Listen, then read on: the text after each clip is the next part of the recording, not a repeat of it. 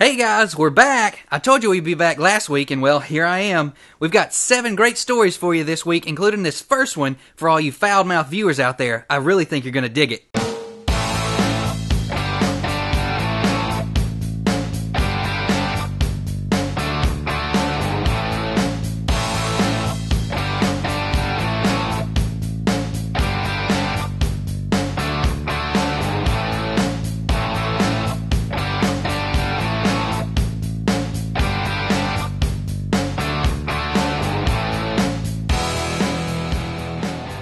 In America, all types of people express their rights to the freedom of speech.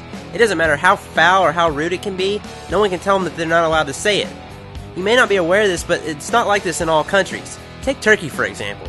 On September 29th of 1997, American servicemen were arrested for shouting profanities in a local bar.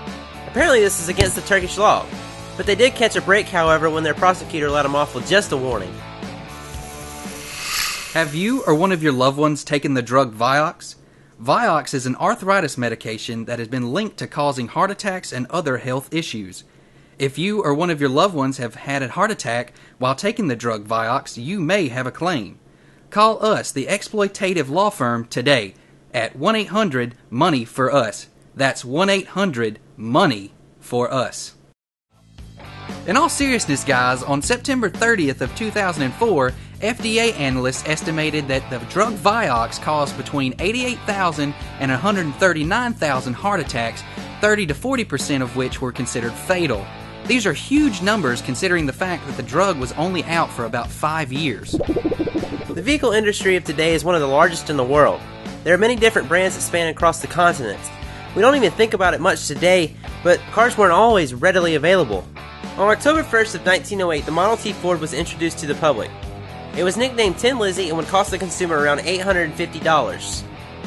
By the time it was discontinued in 1927, around 15 million Model T Fords were sold.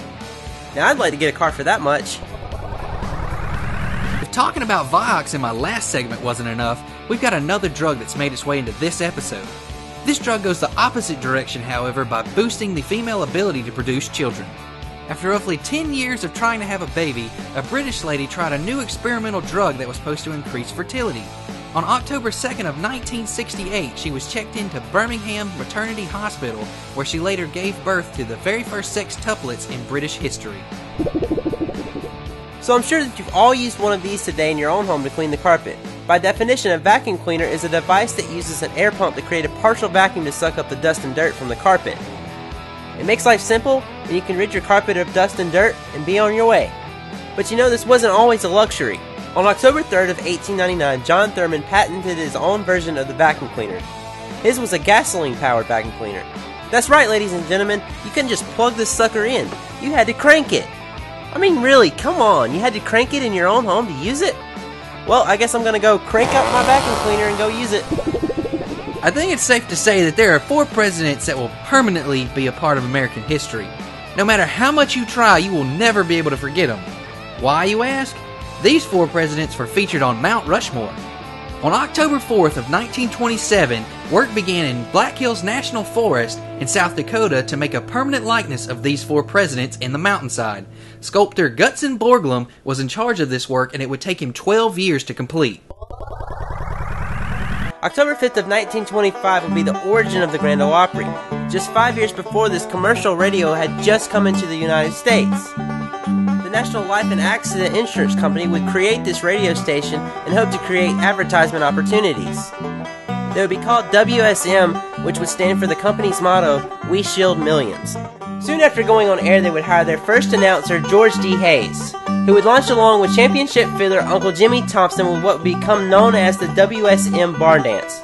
Today you can hear the Opry on the radio, watch it on TV, or even go see a live showing yourself. But you know, they always keep it back to their foundation with Hayes' first commandment.